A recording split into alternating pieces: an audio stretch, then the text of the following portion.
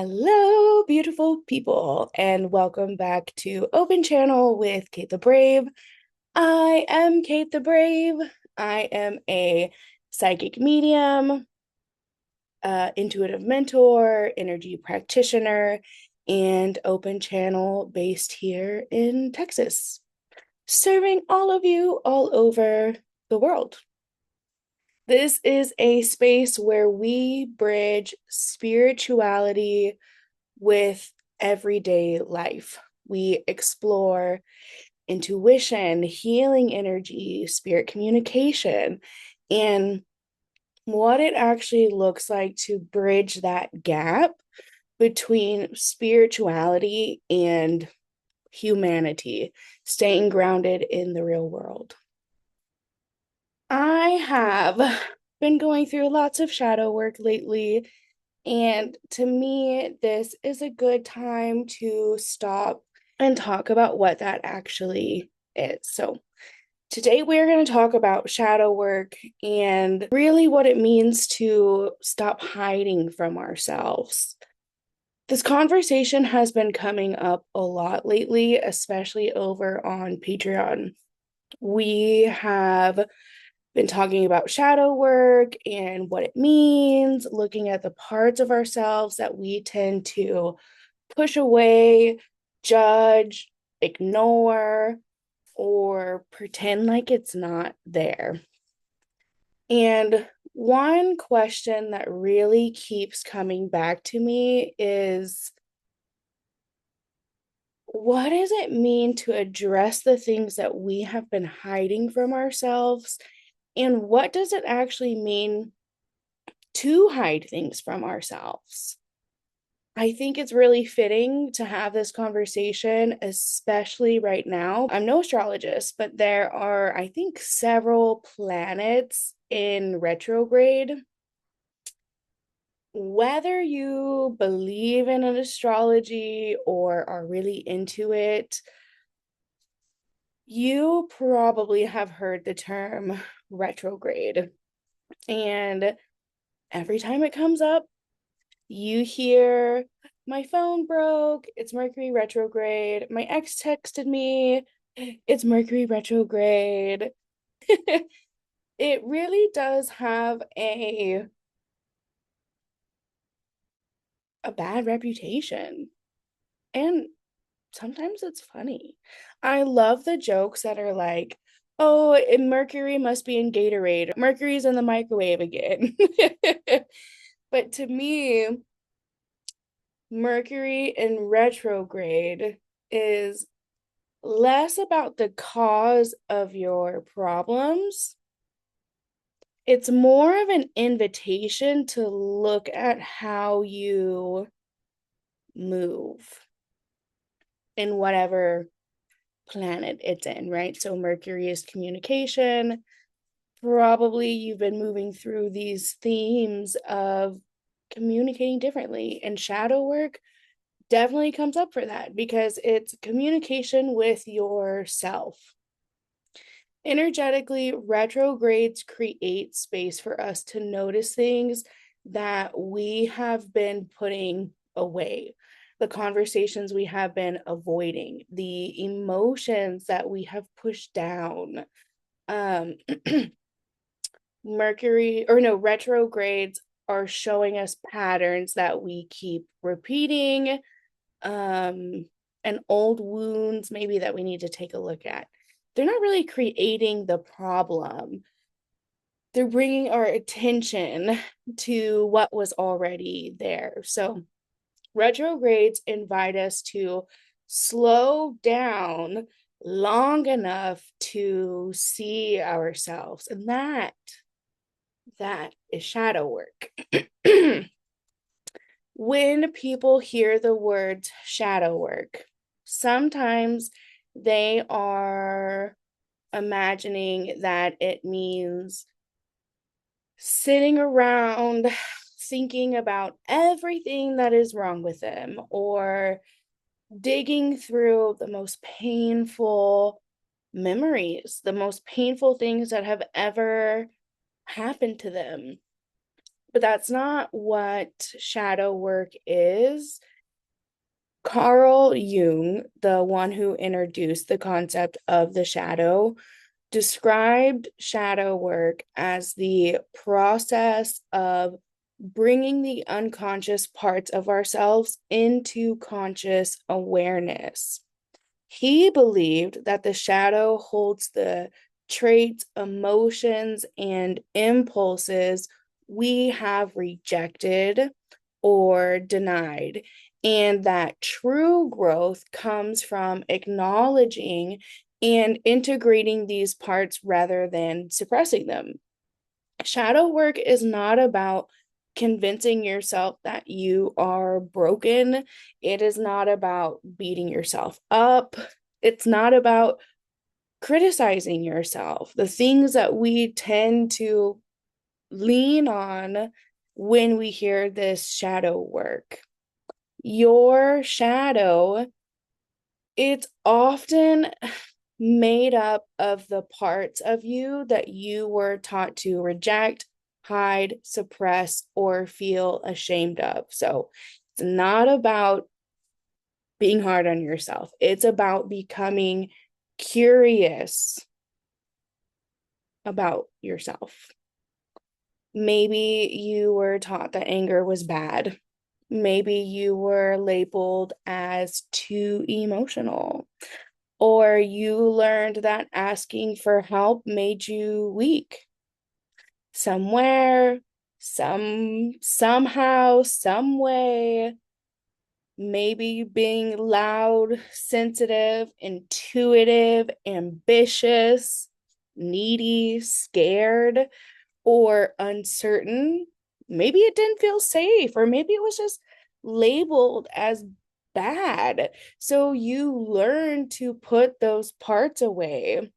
But putting something away, it doesn't mean that it disappears. It usually means that it starts operating underneath of the surface. It shows up in the ways that we speak to ourselves, our relationships, our work, the things that we avoid and put off. Hello, fellow procrastinators. Yeah, it shows up in the moments when we react before we even understand what we're really reacting to. And sometimes it shows up in the most ordinary of moments. Let's say that you are typically a late sleeper, like 9 o'clock, 10 o'clock, maybe early for you. And somewhere you decide successful people wake up at 5 o'clock in the morning, and I'm going to wake up at 5 o'clock in the morning tomorrow. I'm going to be disciplined and have my life together. And I'm setting my alarm, and 5 o'clock, I'm coming for you. And then 5 in the morning comes. The alarm goes off and you hit snooze. And 5:20 comes along, you hit snooze again. 6:30, snooze. 7, you let yourself wake up and you go about your day. Where is your mindset in this? Are you immediately beating yourself up? See, I knew I couldn't do it. I am lazy. I have no discipline. There really is something wrong with me. No, shadow work asks you to pause that. One, I don't know if you heard, but you did end up waking up at 7, and that was earlier than your usual 9 a.m. So that's cool. That's a win. That's a celebration. Um, but why did you even want to wake up at 5 o'clock in the first place? Is it because someone told you that you have to do that to be successful, that you can never be successful doing things the way that you are? Or are you genuinely like, oh, I want to add time in my day and nourish this and do it because I don't know, it sounds like fun. The problem isn't really that you hit snooze. Maybe you're not lazy. Maybe you are just exhausted. Maybe that is not your natural rhythm. Maybe your body does better in the evening. And instead of trying to completely change who you are in a blink of an eye, maybe we can rearrange some things in how your day is and schedule in an extra 10 to 20 minutes for yourself, or set your alarm for 30 minutes earlier. Maybe somewhere you believe that unless you are constantly doing something, you're falling behind. The alarm is probably not the real problem. The alarm may have simply revealed a belief that was already living inside of you. That's where this work begins. It's not punishment, it's not shame, it's curiosity. Why did this moment affect me so deeply? Why did I immediately make it mean something about who I am? Where did I learn that? And is that something that I still want to believe?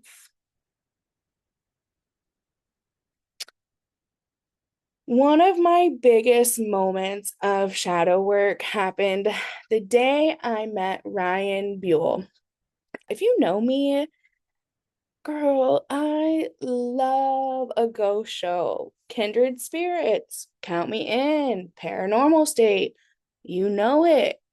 So yeah, I loved his work. And when I met him, several things happened. First of all, I worked up the courage to go over there and introduce myself in the first place.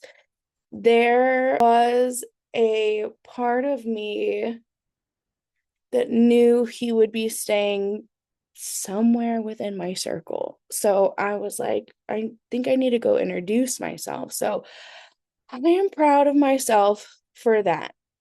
But also, I was so nervous. I was so nervous. I was nervous about being seen, judged. I was questioning whether I belonged there or if I was even worthy of that conversation, because he was on TV and he did this for blah, blah, blah. And while we were talking, I was so caught up in my own head. Truly, am I saying the right thing? Does he think I'm weird? That one comes up a lot. Am I bothering him? Do I sound stupid? Am I enough? Am I enough to even be here, to be standing here and having this conversation? So, without even realizing it, in that moment, I gave him my power. I gave it away. He didn't ask for it. He doesn't even know. But because I placed him on this imaginary perch, I gave him my power. And after that, I could have beaten myself up over it. I could have. And I've seen him repeatedly since then. And every time I see him, I confidently say, "Hey, Ryan," like we're already friends. So, you know, and that's what shadow work is. It's not just about criticizing everything that I did in that moment and replaying it. Oh, replaying it in my head over and over and over again.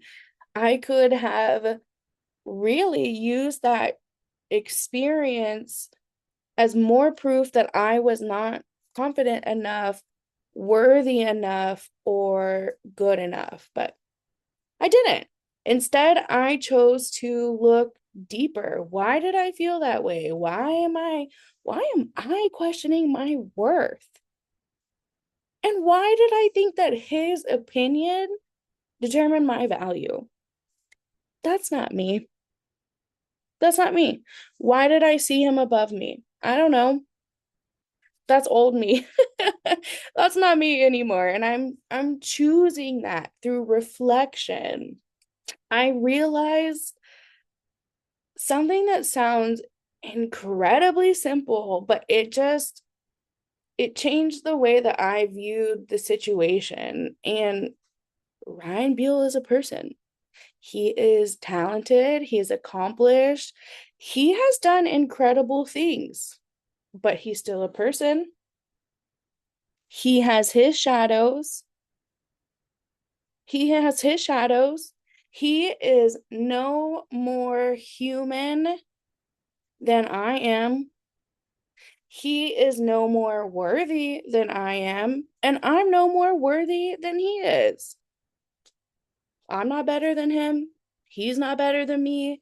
We are humans. We are equal, and we all have shadow. Think about influencers, Instagram, TikTok, Facebook. These people are only showing you what they actually want you to see. They are not showing the shadows. They are hiding the shadows. They are locking them away in the closet. And that is why, in the great day age of 2026, we are being more drawn to authentic creators and influencers because they are not afraid to show their shadow. Shadow work did not change what happened that day. It changed what I believed about myself because of it, because I faced that shadow. Shadow work comes up in my parenting too. Definitely. There are moments when I react instead of responding, and I can hold myself accountable for that by doing this shadow work, by addressing those things within myself. I am a human being. I do get overwhelmed. I do get overstimulated. I do get frustrated, truly. And for me, as a mom, I think it's important to reflect on those moments. It's not just for your kids, but it's for ourselves too. Because if we don't address it within ourselves, we are not going to feel the safety of changing that behavior. The reaction is usually there because of something. Maybe there was a lack of safety growing up, abandonment, maybe you got in trouble a lot. It can literally be in such a subtle way that it affects your brain. You don't even realize that it's sitting there. And that's why it's important to address it, because maybe it came from something as simple as your parents snapping at you when you made one mistake. Maybe noise, conflict, crying, disobedience, or big emotions. Maybe those touch something inside of you that existed long before you became a parent. And that does not make you a bad mom. I had to have these same conversations with myself.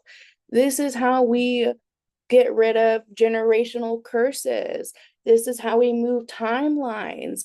This is how we unlock secrets. It's by allowing these shadows to come up, to show themselves to you. It's not to shame you. It's to love you. It's to understand you. So having these shadows, it doesn't make you a bad person. It doesn't make you a bad friend. It doesn't make you a bad daughter, a bad mother, a bad community member. It makes you someone that has a part of yourself that is begging to be seen. to say, I see why you are reacting this way. I understand what you are afraid of, but we are safe now. It's okay. And we can choose a different response.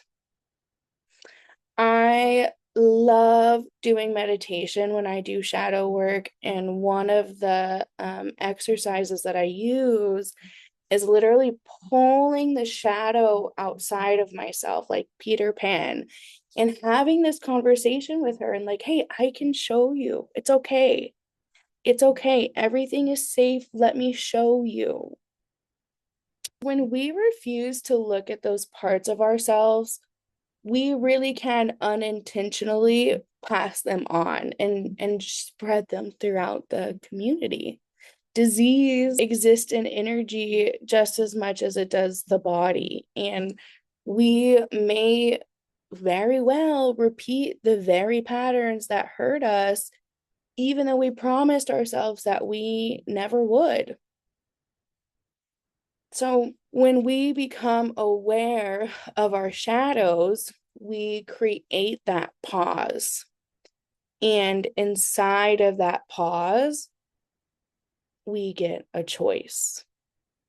We can apologize when we need to, repair, set boundaries. We can sit with our kids and say, that reaction was about me. It was not your fault. I'm sorry. We really can.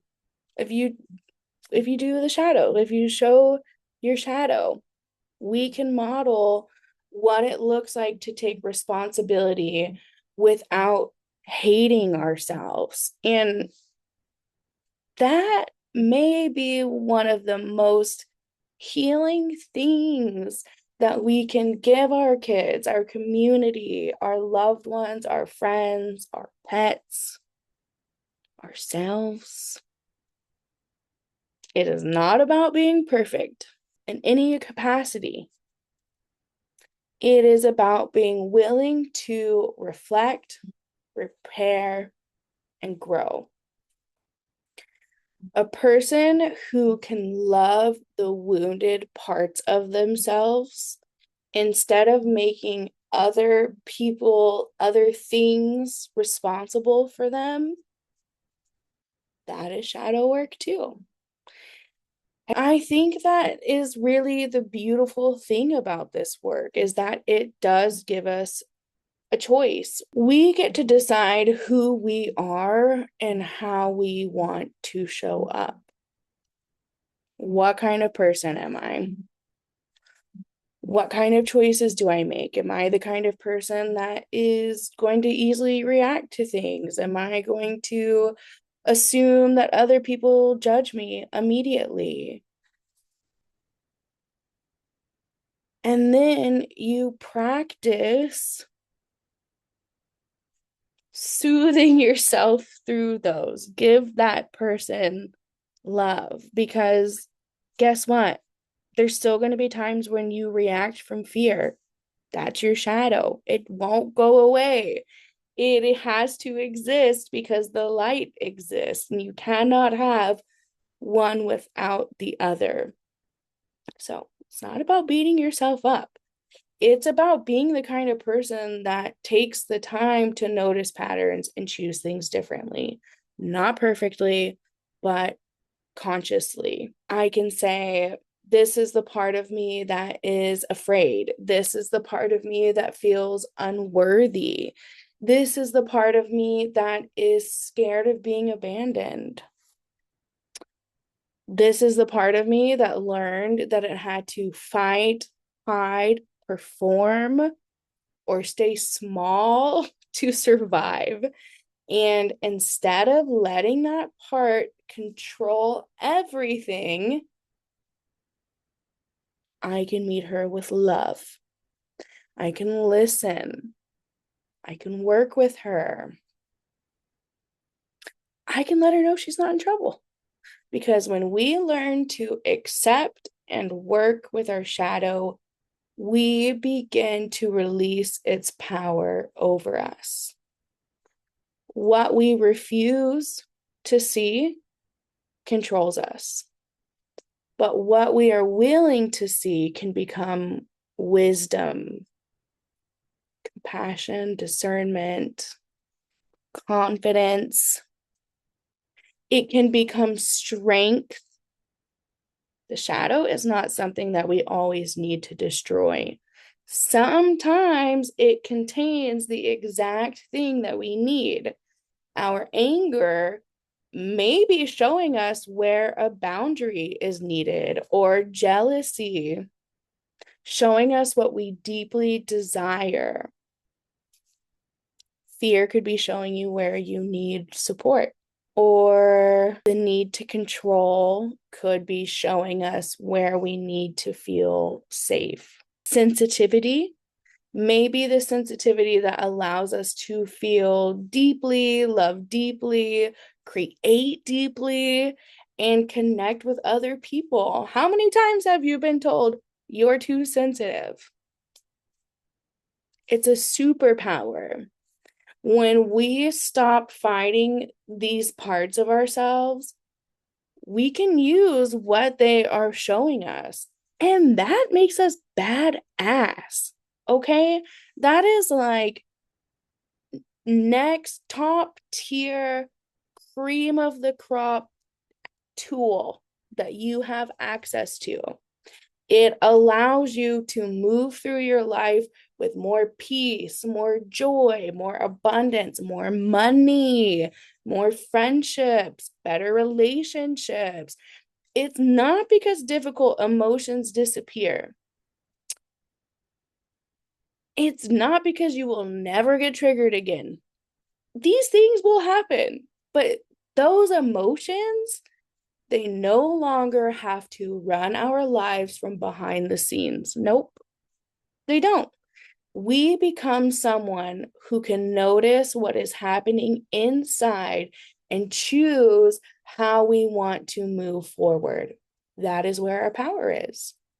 Shadow work is not about becoming someone entirely new. It is about coming home to yourself, uncovering the person you were before fear convinced you that you weren't enough.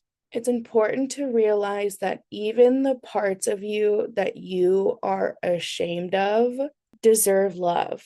And understanding that loving those parts, it does not mean allowing them to control your life, your behavior.